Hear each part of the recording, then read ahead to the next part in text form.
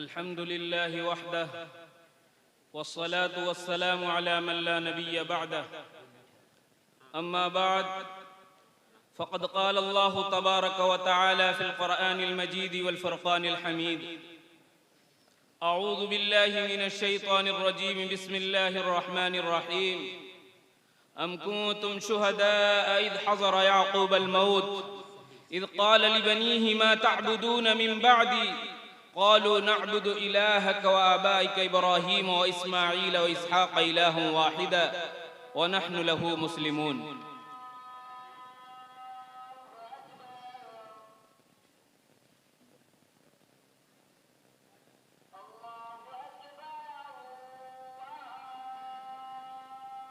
बुजुर्गों और दीनी ईमानी भाइयों,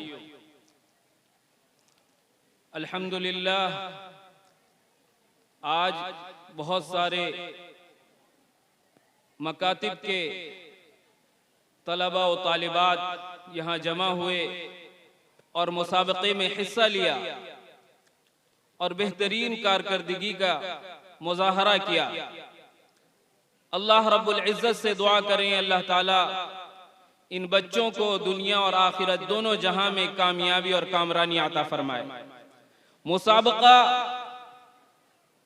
ये जो मुसाबकात होते हैं कोई नई चीज नहीं है, बल्कि ये मुसाबके का सिलसिला बहुत पहले से चला आ रहा है। अगर ये कहा जाए ये मुसाबकात हजरत नबी पाक सल्लल्लाहु अलैहि वसल्लम के जमाने में भी हुआ करते थे।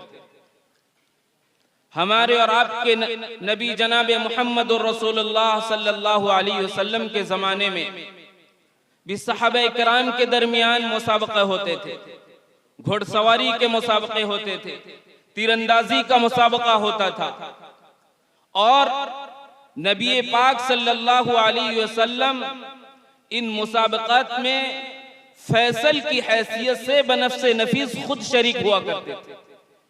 तो ये मुसाबका कोई नई चीज नहीं है। मुसाबका इसलिए कराया जाता है, मुसाबके का मतलब ये है कि एक दूसरे से सबकत करना यानी आगे बढ़ना। तो ये मुसाबके के जरिए से बच्चों में इस बात का शौक पैदा होता है कि हम एक दूसरे से किस तरह आगे बढ़ सकें।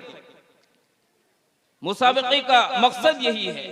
और आज के उस दौर में घुड़सवारी का मुसाबका हुआ करता था क्योंकि उस वक्त की वो जरूरत थी, क्योंकि अलाए कलिमतुल्लाह के लिए जिहाद फर्ज था और जिहाद घोड़े पर सवार होकर किया जाता था, तीरंदाजी के जरिए से किया जाता था। तो उस जमाने में उस वक्त की वो जरूरत थी।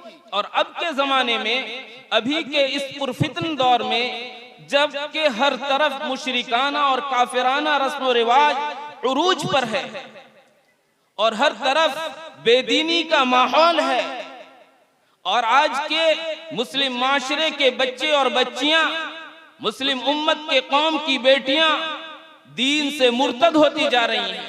तो ऐसे दौर में कुरान के और नूरानी कायदे के मुसाबके, इसी तरह उलूम इस्लामिया के मुसाबके, दुआ हो, अकायद हो, नमाज हो, इन सारी चीजों के मुसाबकात कराने का मकसद यही है ताकि ये बच्चे दीन पर कायम रह सके, ताकि ये बच्चे सही माने में इस्लाम को समझ सके, ताकि ये बच्चे सही तरीके से इस्लाम पर अमल कर सके। जब सीखेंगे तब अमल कर पाएंगे, क्योंकि आज के इस फितने के दौर में हम सब की जिम्मेदारी बनती है कि हम इन मकातिब को किस तरह आबाद करें, अपने बच्चों को इन मकातिब में भेजें और फिक्र करें कि किस तरह हमारे बच्चे सही कुरान के पढ़ने वाले बन जाएं, किस तरह उनका अकीदा दुरुस्त हो जाए, किस तरह वो सही माने में नमाज को पढ़ने वाले बन जाएं, किस तरह नबी पाक सल्लल्लाहु अलैहि वसल्लम की सीरत को समझ सके। ये वक्त का तकाजा है और हम सब पर ये जरूरी होता है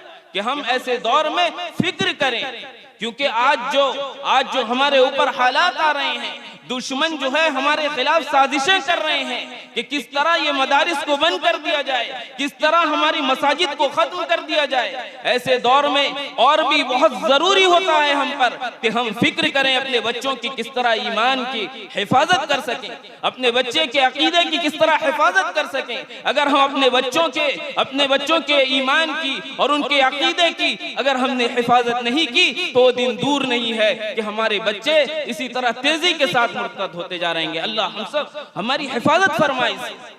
हजरत मौलाना अली मियां नदवी रहमतुल्लाह अलैह मुफक्किर इस्लाम हैं, वो कहा करते थे कि देखो ऐ लोगों, जिस तरह तुम्हें भूख लगती है खाने का इंतजाम करते हो, जिस तरह पहनने की जरूरत होती है तो कपड़ों का इंतजाम करते हो, अगर तुम्हारे बच्चे बीमार पड़ जाते हैं उनके लिए दवाई का इंतजाम करते हो, सुनो गौर से सुनो, अगर जिस तरह ये सारी चीजों का इंतजाम करते हो, इन सबसे ज्यादा जरूरी है तुम पर कि तुम अपने बच्चों के ईमान और अकीदे की हिफाजत की फिक्र करो। इसीलिए मैं आपसे, वक्त बहुत कम है, नमाज का वक्त भी हो रहा है करीब, इसलिए मैं आप सबसे दरख्वास्त करूंगा, गुजारिश करूंगा, ये फिक्र करना सिर्फ मदरसे के मोहतमिम की जिम्मेदारी नहीं, सिर्फ मौलवी की जिम्मेदारी नहीं है, बल्कि हर फर्द मुसलमान की जरूरत है। जो ईमान लाया है और मुसलमान है, हर शख्स पर ये जरूरी है कि वो अपने बच्चों के दीन और ईमान की फिक्र करे।